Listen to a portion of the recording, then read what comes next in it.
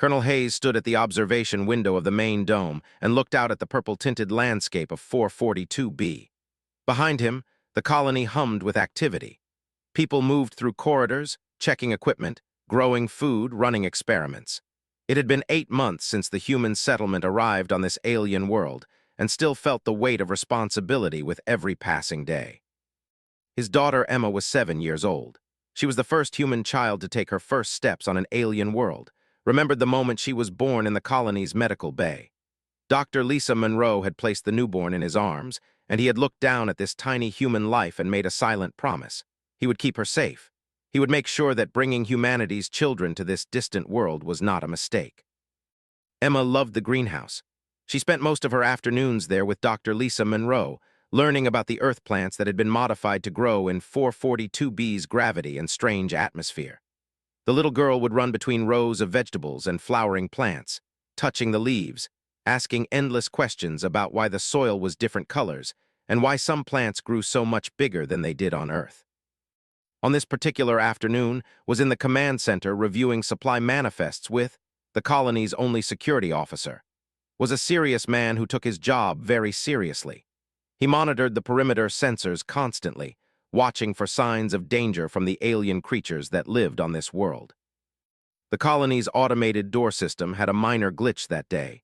Nothing serious, just a sensor malfunction that made one of the greenhouse airlocks stay open a few seconds longer than it should have. It was the kind of small problem that happened in any human settlement. Nobody paid special attention to it.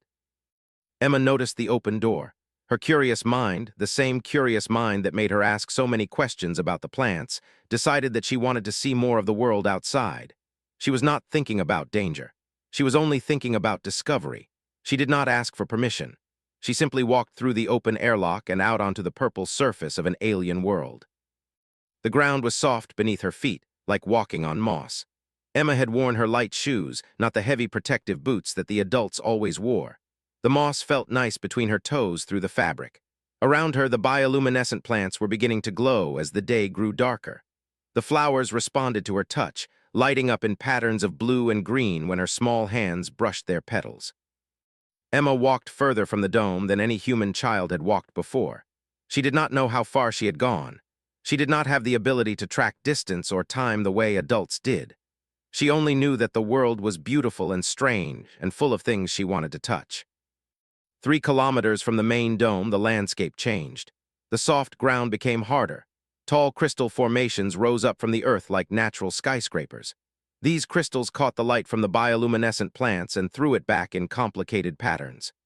Emma stood among them, turning slowly, completely fascinated by the beauty and the strangeness of everything around her. They came from the crystal canyons without warning. There were 6 of them. They moved like liquid darkness against the glowing landscape. Each one stood as tall as a human adult, but they were built differently. Their bodies were long and flexible, covered in scales that shimmered with colors that had no names in human language. Their eyes were large and intelligent, glowing with a light that came from inside their bodies. When they opened their mouths, rows of teeth became visible. Teeth that had evolved over millions of years on this world to tear through flesh and bone. They had ruled 442B for longer than human civilization had existed on Earth. They were the apex predators. Nothing challenged them. Nothing could stand against them. They hunted with perfect efficiency, and they had never known failure. They had also never encountered anything like Emma. The little girl saw them, and her whole body went still. She was not old enough to understand strategy. She was not old enough to think about escape routes. She only knew that something very large and very dangerous was looking at her. Her heart began to beat very fast in her small chest. The lead opened its mouth. The sound that came out was not like anything Emma had ever heard. It was a hunting call, a sound that had terrified every living thing on this world for thousands of years. The sound echoed across the plains and through the crystal canyons. It meant one thing: the hunt had begun. Emma took one step backward. She was about to run when she heard a different sound. A sound of something moving fast through the undergrowth, something determined and angry. The honey badger emerged from between the crystal formations. This was not an ordinary animal. The colony's bioengineers, Dr. Cole and his assistant Park, had spent months modifying Earth's honey badgers to survive on 442B. They had reinforced the animal's bones to handle the planet's gravity. They had enhanced its muscles and speed. They had modified its digestive system so it could eat the native insects and small creatures of the world. They had even increased its natural resistance to pain and injury. But they could not change the badger's spirit. That was something that came from evolution itself. Honey badgers on Earth were already famous for being brave far beyond their size. They would fight animals 10 times larger than themselves. They did not know the meaning of fear. They did not retreat. They did not surrender. They had never encountered an animal like this. The honey badger was much smaller than any of them, but it moved with absolute confidence. It did not hesitate. It did not think about the danger. It simply walked between Emma and the approaching predators and lowered its head in a gesture that any creature in the galaxy could understand. This small animal was saying something clear and simple to 6 massive hunters. "You will not have this child." The lead paused for just a moment. In that moment, something like confusion crossed its intelligent face. This small creature was challenging it. This small creature was positioning itself to protect another life form. This small creature was showing courage that they had never seen in anything except other. Then the lead predator leaned down and opened its mouth wider. The hunt would continue. It did not matter that this small animal thought it could stop the inevitable. In just a moment, it would be over. The small creature would be torn apart, and the larger prey would be captured. The lead lunged forward with all the speed and power that millions of years of evolution had given either lead. Jaws came down where the honey badger had been standing just a fraction of a second before. The badger twisted its reinforced body with surprising speed and agility. What it did next shocked the lead predator in a way that nothing else on 442B had ever shocked it. The honey badger latched onto this front leg with jaws that had been engineered to pierce alien hides. The teeth found their mark. Blood, dark and thick, began to flow. The lead shrieked. This was a sound of genuine pain and genuine surprise. No small creature had ever heard it before. No prey had ever dared to fight back with any chance of success. The massive predator thrashed its body violently, trying to dislodge the small animal that clung to its leg. But the honey badger did not let go. Emma watched from behind the badger, her small hands covering her mouth. She had not run. She had not hidden. She was frozen in place by the sheer intensity of what was happening in front of her. The lead began to swing its leg in wide arcs, trying to smash the badger into the ground. The honey badger hung on, its entire body swinging with each movement, absorbing impacts that would have broken bones in a normal animal. But this was not a normal animal.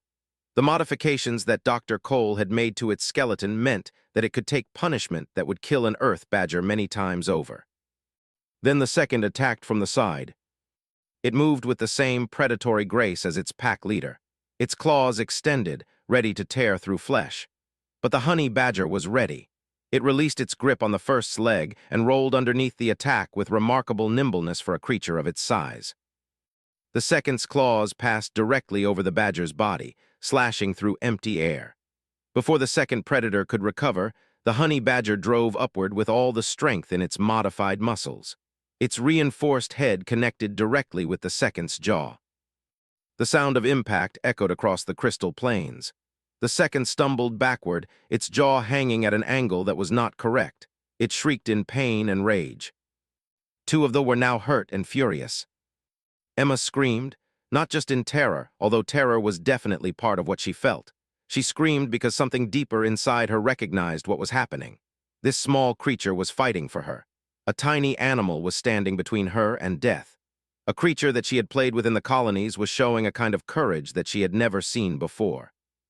The honey badger turned to face the approaching threats. Its body was bleeding from several places now. One of its ears had been torn. A deep gash ran along its side where the first's claws had connected, but the badger's eyes still burned with determination. The first circled to the left. The third, which had not yet engaged, circled to the right. The honey badger stood in the center, its head moving back and forth, watching both threats. Emma moved backward slowly, trying to give the badger more space. They attacked from both sides at once. The honey badger met the left side attack first, launching itself forward with explosive force. It connected with the third's chest, and both creatures went tumbling across the soft ground. Rolling and fighting, they created a cloud of dust and particles. Meanwhile, the first saw its opportunity and lunged at Emma. The honey badger heard the movement even though its attention was focused on the creature it was fighting. Some part of its evolved brain understood that its job was not to win against the. Its job was to protect the small human. The badger broke off from its fight and threw itself directly into the path of the first. The predator's claws raked across the honey badger's back, leaving deep wounds that bled heavily. The badger made a sound of pain but did not retreat. It bit down on the leg again, pulling and twisting with everything it had. Back at the colony, security sensors registered a surge in bioelectrical activity outside the perimeter. His display screen suddenly showed 6 signatures converging on a single point far from the dome. The point was moving, but very slowly, suggesting something was not right. His hands moved across his console with practiced precision. He immediately opened an audio channel to the command center. Colonel Hayes, we have a situation. 6 signatures 3 kilometers south-southwest of the dome.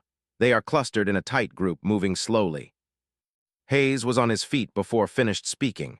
He understood what that meant.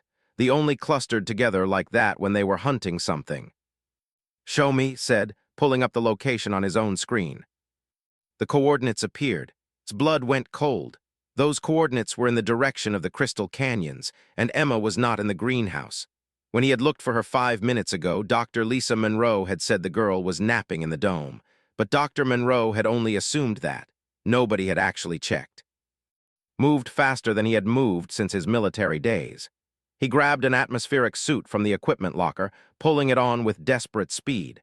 His hands shook as he sealed the seals and checked the oxygen systems. Called out from the security station. Colonel, I am reading 6. The signatures suggest combat. There is significant movement, and there is. Sir, there is a 7th signature. It is small. It is moving with the group. Did not waste time responding. He grabbed a plasma rifle from the weapons locker, checked the charge, and sealed his helmet. The airlock opened, and he ran out onto the purple surface of 442B. The planet's landscape blurred as he sprinted toward the crystal canyons.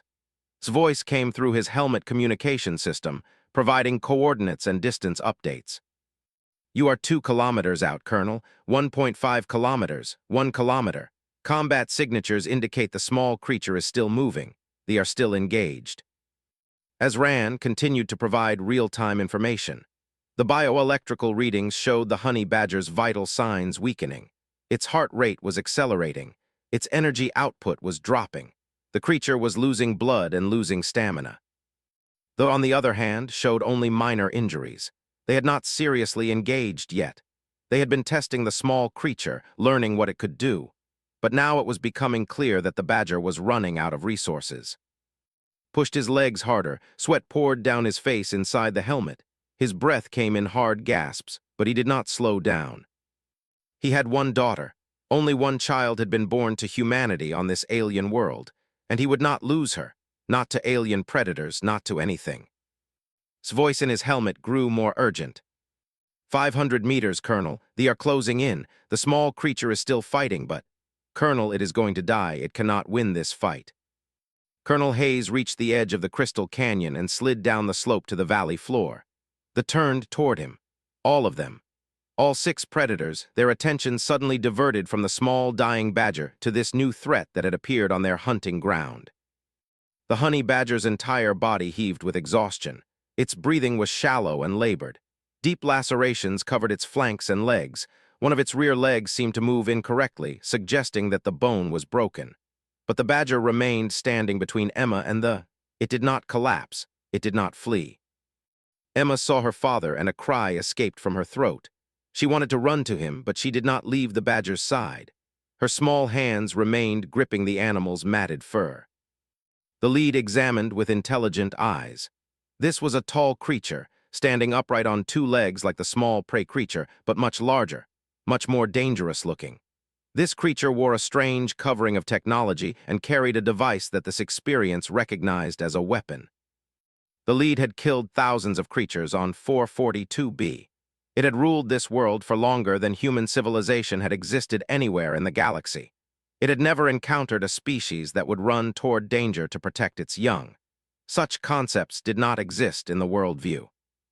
But it was beginning to understand them now. Raised the plasma rifle to his shoulder, keeping the barrel pointed at the nearest. His finger rested on the trigger, but he did not fire yet. "Emma, step behind me," said in a calm voice, even though his heart was beating so hard he thought it might break through his ribs. Emma did not move. She held tight to the honey badger. "Emma now," said again, more firmly this time. The little girl moved, but only one step. She remained close to the badger, her hands still touching its fur, unwilling to completely abandon the creature that had saved her life. One of them made a sound, not a word, but a kind of clicking communication that the other understood. The lead predator took a step toward. Its claws extended slightly from the tips of its fingers, each claw as long as a human hand. Could not fight all six, he knew this. He was not arrogant enough to believe he could win such a battle, but he could buy time. He could drive them back enough to grab Emma and make a run for the dome. He fired the plasma rifle. The energy bolt crossed the distance in less than a second and struck the lead's shoulder. The creature shrieked and stumbled backward, black blood pouring from the wound. But it did not retreat. It did not run. It stood up straight again and fixed its eyes on with an expression that could only be interpreted as rage. The other five moved forward in coordinated attack formation. They had learned to work together over millions of years of evolution. They had hunted larger prey than this. They had worked together to bring down creatures that dwarfed any individual. A single human with a plasma rifle did not represent an impossible challenge. Backed up slowly, keeping the rifle trained on the advancing predators, he could retreat toward Emma and grab her. He could make a desperate run for the dome, was probably coordinating with the other colonists right now. There might be other armed people coming to help him. But something in his mind changed in that moment. Some part of him looked at the honey badger, bleeding and broken and still refusing to yield. Some part of him saw his daughter standing beside that small creature, trusting in it, bonded to it through this moment of extreme crisis. And made a choice. He lowered the rifle. The paused. This was not the response they expected. The creature with the weapon had stopped attacking. Instead, it was lowering its aggressive posture. This behavior was not in this database of normal prey responses. Stepped forward and placed himself directly in front of the honey badger and his daughter, his back to them, his body between them and the advancing predators. He raised his voice and spoke in clear, deliberate words. His helmet's translation system broadcast those words across the electromagnetic spectrum of 442B, converting human speech into the chemical and bioelectrical signals that they used to communicate. "This child is under my protection," said. "This animal has shown more honor and more courage than I have seen in any creature in my entire life. That animal chose to die rather than let harm come to an innocent. You will understand that concept, or you will kill me, but you will not have either of them." The lead stood motionless. Continued. "On Earth, where I come from, we have a saying. There are those who live and those who die, and the difference between them is not always about strength or power or size. The difference is about honor. It is about the willingness to stand when others would flee. This small animal understands that concept. This animal is more of a warrior than many creatures I have known." The made sounds, complex bioelectrical signals that carried meaning in a way that human language could not fully express. The predators were communicating with each other, exchanging information, sharing what each one had experienced in the fight. The lead took a step toward. The human did not move. He stood his ground, protecting what was his, refusing to yield despite the fact that the creature in front of him could easily tear him apart. The lead stopped. In that moment, something shifted in this understanding of the galaxy. This creature, this human, had put away its weapon. It had made itself defenseless. It had positioned itself to be killed. And it had done these things not to win a battle, but to protect something smaller and more vulnerable. The had never encountered such a concept. The lead predator lowered its head slightly. The movement was slow and deliberate. Its eyes, which had burned with hunting fury moments before, seemed to change. The rage was still there, but it was accompanied by something else. Something that might have been curiosity or understanding. The lead released a long, low sound that vibrated through the ground beneath its feet. It was not a hunting call. It was not a cry of rage. It was something else entirely. Something that spoke of recognition and acknowledgement. One by one, the other five lowered their heads and made the same sound. Then slowly, deliberately, the lead turned away. The other predators followed. They walked back toward the crystal canyons, their scales shimmering in the light of the bioluminescent plants. They moved in a line, following their leader, withdrawing from the hunt. They did not look back.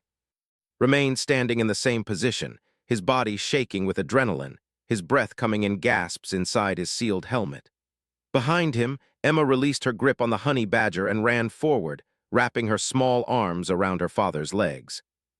The honey badger made a sound, quiet and weak, a sound of pain and exhaustion, but also a sound that might have been something like satisfaction. The small creature had done what it had set out to do. It had protected the child. Reached down and touched his daughter's head. Then he looked down at the honey badger, which was now struggling to keep standing. "Thank you," whispered, and he meant it with every part of his being. He turned around, careful not to disturb the honey badger more than necessary, and scooped Emma in the medical bay of the human colony, became the center of urgent activity for the next 48 hours. Dr. Lisa Monroe and her team worked without rest, stabilizing the honey badger's critical injuries. The animal had suffered multiple deep lacerations from the claws. 2 of its ribs were fractured. The left rear leg had a compound fracture that required emergency surgery to repair. Significant blood loss meant the badger needed transfusion therapy, which the medical team had to adapt for the creature's modified Earth biology. The honey badger lay in a specialized recovery chamber, surrounded by monitoring equipment that tracked every heartbeat, every breath, every electrical impulse in its brain. The chamber itself was filled with a sterile fluid that helped the animal breathe while the most critical injuries were being treated. Emma sat on a stool next to the recovery chamber and refused to move. She held a small paw of the honey badger through a transparent wall, unable to make direct contact but desperate to maintain some kind of connection. The little girl had not cried after her father brought her back to the dome. She had not panicked. She had simply gone to the medical bay and sat down beside the creature that had saved her life. Colonel Hayes stood nearby, talking quietly with Dr. Monroe as she reviewed the animal's vital signs on her monitor. "Will it live?" asked, even though he could see the data himself, even though he understood what the numbers meant. "Yes," Dr. Monroe said, and she did not add any qualifications or uncertainties to the word. The modifications that Dr. Cole made to its biology are actually working in its favor right now. The enhanced healing response is already beginning to work on the wounds. The bone density is high enough that the fractures are stable. If we can prevent infection, this animal will survive. Looked at Emma, still holding the honey badger's paw. "She will not leave its side," said. "No," Dr. Monroe agreed. "I do not think she will, not until that creature wakes up and she is certain it is going to be all right." Over the next 3 days, the honey badger's condition gradually improved. The vital signs stabilized. The breathing became stronger. The heart rate, which had been dangerously elevated, began to slow to a more normal level. Dr. Monroe and her team worked around the clock, changing bandages, administering medications, making adjustments to the sterile fluid in the recovery chamber. On the 3rd day, the honey badger's eyes opened. Emma, who had been sleeping against the chamber wall, immediately jerked awake. She jumped to her feet and pressed her face against the transparent barrier. "It is awake," she called out. "Dr. Monroe, it is awake." Dr. Monroe came quickly with her instruments, checking the animal's responses, running tests to make sure the nervous system was functioning properly. The honey badger watched her with alert eyes. The creature understood that this human had helped it. The understanding was not complex or intellectual. It was purely instinctual. This human smelled of medicine and care. This human was safe. Emma was allowed to enter the recovery chamber after Dr. Monroe had completed her initial checks. The little girl walked slowly to the badger's side and knelt down beside it. She placed one small hand gently on the animal's head, being careful to avoid the places where the wounds were still healing. "You protected me," Emma said softly. "You were so brave, you fought all of them, and you did not give up. Not ever." The honey badger made a soft sound, almost a purr, and shifted its body slightly so that it was closer to the child.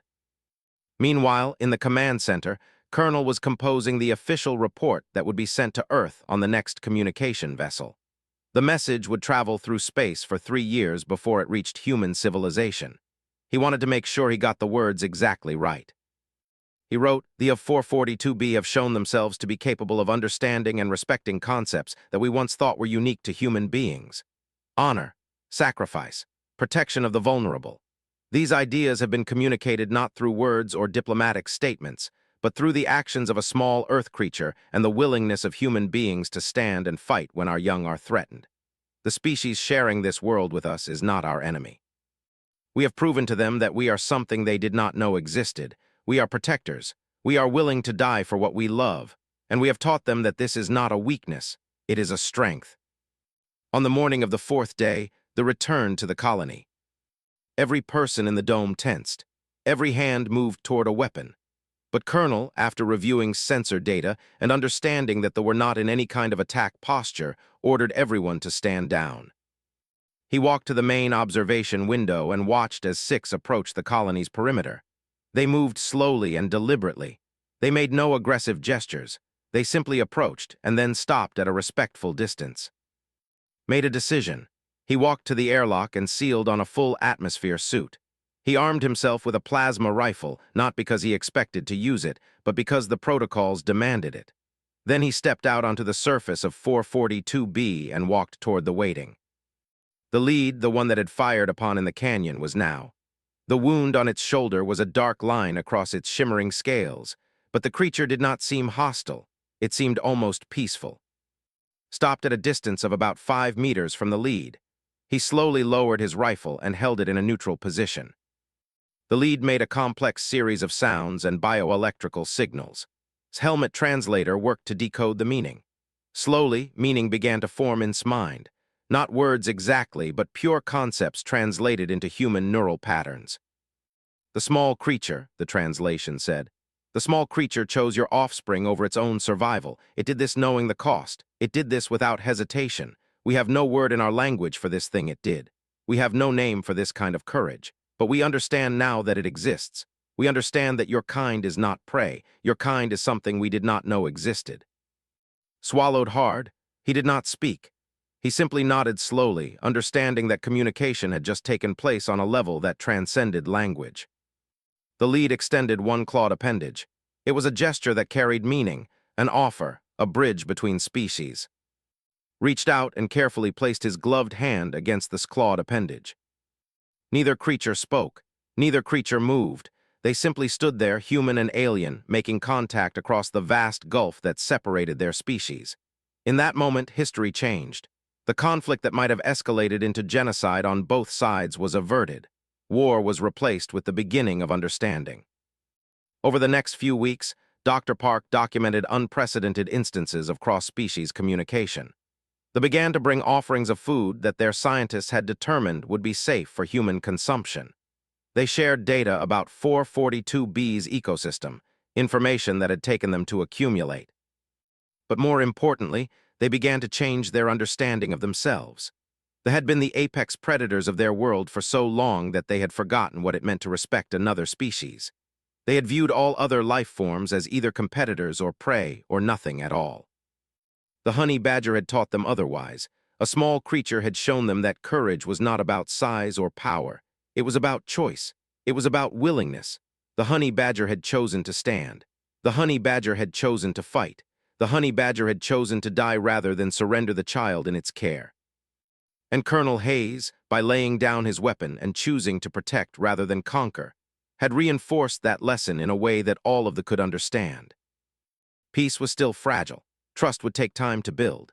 But the foundation had been laid not by politicians or diplomacy. 3 weeks after the attack, the honey badger was released from the recovery chamber. Dr. Lisa Monroe had carefully monitored every stage of the animal's healing, and the modified biology that Dr. Cole had engineered worked even better than expected. The wounds that should have taken months to heal were sealed in weeks. The fractured ribs were already showing signs of strong regrowth. Even the compound fracture in the rear leg had healed with impressive speed. The first thing the honey badger did when it walked out of the medical bay was to look for Emma. The girl was waiting in the observation corridor, and when she saw the badger emerge, she ran toward it without hesitation. She knelt down and wrapped her small arms around the animal's neck, being careful to avoid the healing wound on its shoulder. "You are okay," Emma said over and over. "You are okay, and you are alive, and you are going to be fine." The honey badger made a sound that might have been contentment. The animal had bonded with this human child in a way that transcended normal biology. The shared experience of facing death together had created a connection that neither creature would ever forget. Emma's father watched from a distance, and something warm and deep moved inside his chest. His daughter had learned something that many humans never learned in their entire lives. She had learned what it meant to have someone care for you enough to risk everything, and she had learned how to care deeply for another life in return. Over the next several months, the relationship between the human colony and the transformed in ways that nobody could have predicted. The alien predators established regular contact points on the colony's perimeter. Dr. Park developed new methods of communication that allowed humans and to exchange detailed information despite the vast differences in their biology and neurology. They brought gifts, not weapons or territorial offerings, but things of genuine value to them. They brought samples of rare plants that they had discovered in the deepest parts of 442B's continents. They brought stone carvings that showed scenes from their own history and mythology. They brought food items that had been prepared with care, showing that they understood human nutritional needs and wanted to share what they had discovered about how to survive on this world. In return, the humans shared knowledge. They showed the documentation about Earth, about other planets, about the vast network of intelligent species that existed across the galaxy. They seemed fascinated by the concept that intelligence could take so many different forms. They were particularly interested in Earth's smaller creatures, and when showed them images of honey badgers, the lead made sounds that Dr. Park interpreted as laughter or something like it. Emma became a bridge between the two species in ways that adults could never be. She was too young to be limited by fear or distrust. She was young enough to see thee as simply interesting and different rather than dangerous and alien. She would sit with the lead and describe Earth animals and tell stories about how humans lived on her home planet. They would listen with complete attention, and sometimes they would make sounds that indicated approval or excitement. The colony expanded, new domes were constructed, more supplies arrived from Earth, more humans came to live on 442B. The honey badger, now fully healed, became the unofficial symbol of human friendship. The creature walked freely through the colony, and they seemed to respect it in a way that bordered on reverence. Emma continued to grow. By the time she was 10 years old, she could speak to thee in their own language, with the help of Dr. Park's translation technology. She had become fluent in concepts and communication methods that took adults months to learn. One day, Emma asked her father a question. Why did they stop fighting us? We were not stronger than them. Our weapons were not more powerful. Sat down beside his daughter and thought about how to answer. They stopped fighting us, he said, because we showed them something that they did not have in their own world. We showed them compassion. The honey badger showed them that a creature would fight and die for another creature it cared about. I showed them that a human would put down his weapon to protect his child. Those things were new to them. Those things changed how they see the galaxy. Emma nodded slowly, understanding in the way that children sometimes understand things better than adults do. A year after the first contact with the expansion fleet arrived from Earth. 6 massive ships descended through 442B's atmosphere, carrying 2,000 new colonists, hundreds of tons of equipment, and the beginning of a permanent human settlement on this alien world. The arrival was supposed to be a moment of triumph for humanity, had composed a formal speech for the occasion. The new colonists were supposed to hear about how the first settlement had established the groundwork for a thriving human presence on 442B. But when the delegation arrived for the formal greeting ceremony, they brought something that none of the new colonists were expecting. The lead was not alone. Following behind it walked the honey badger, and around the animal's body was draped a ceremonial decoration unlike anything humans had ever seen. It was a piece of woven material made from scales and metals, arranged in an intricate pattern that somehow conveyed meaning to any creature that looked at it. It was a symbol of honor that transcended species. It was a declaration to every creature in the galaxy that this animal had earned the respect of the. Emma, now 10 years old, walked beside the honey badger as the new human leadership came forward to meet the delegation. The little girl was dressed in formal clothing, her hair braided carefully, her eyes bright with intelligence and purpose beyond her years. Watched his daughter and felt a sense of peace settle over his soul. The fears that had driven him when Emma was first born on this alien world seemed so distant now. He had been afraid that bringing human children to a strange planet would be a mistake. He had been afraid that the dangers would be too great, that his daughter would not survive. But Emma had not just survived. She had become a bridge between worlds. She had become a symbol of what was possible when humans chose compassion over fear, when they chose protection over conquest, when they chose to see the best in other creatures rather than assuming the worst. The lead extended its appendage toward, repeating the gesture of greeting that had become familiar over the past year. Grasped it firmly, feeling the strength and the restraint in the alien grip. This was a creature that could tear him apart with minimal effort, but it was choosing not to. It was choosing instead to be an ally, to be a friend. Emma moved between the two leaders, her small human hand reaching up to touch the scaled arm while her other hand rested on the honey badger's head. In that moment, the future of 442B crystallized. Humans and would share this world. They would learn from each other. They would build something together that neither species could have built alone. Later that night, after the formal ceremonies were complete and the new colonists had been given their initial briefings, Emma sat alone with the honey badger in the colony's main greenhouse. The animal rested its head in her lap, and Emma gently touched the ceremonial decoration that had given it. "You taught them something important," Emma said softly to the badger. "You taught them that size does not matter. You taught them that willingness to fight for others is the most important thing in the galaxy." The honey badger made a soft sound and closed its eyes, content in the knowledge that it had done something meaningful. It had protected a child. It had shown an alien species the value of courage and compassion, and in doing so, it had changed the course of history for two entire civilizations. Emma leaned down and placed her small face against the badger's warm fur. She understood, at 10 years old, what it had taken most humans a lifetime to learn. True strength was not measured in weapons or power or size. True strength was measured in the depth of your commitment to those you loved. True strength was shown when you chose to stand and fight even when the odds said you should run and hide. The honey badger had shown her this truth, and Emma would spend the rest of her life teaching this lesson to everyone she met.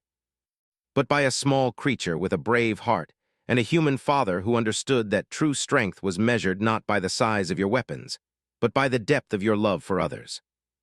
To his arms, the badger, seeing the child being held safely, finally allowed its legs to give way. It collapsed onto the soft ground, its breathing shallow but steady. Ran toward the dome with his daughter clutched against his chest. His voice came through his helmet speaker, calling out distance and directions, guiding him home. Behind them, the honey badger lay on the alien surface of 442B and closed its eyes, secure in the knowledge that the child was safe. That was all that had ever mattered. Did not respond. He did not need to say anything. He was already running as fast as his human legs could carry him toward his daughter and the small creature that was fighting to keep her alive. The crystal canyons appeared ahead of him, towering walls of razor-sharp mineral formations that caught the bioluminescent light and threw it in wild patterns. And in the center of those canyons could see movement. He could see the honey badger, surrounded, bleeding, refusing to yield. He could see his daughter, small and terrified, huddled behind the brave little animal. And he could see moving in for the kill. The honey badger stood its ground and waited for the right moment. Behind the badger, Emma watched. She did not know it then, but she was watching the moment that would change everything. She was watching the moment when a small creature chose to fight against impossible odds. She was watching the moment when courage showed that size was not the only thing that mattered in the galaxy.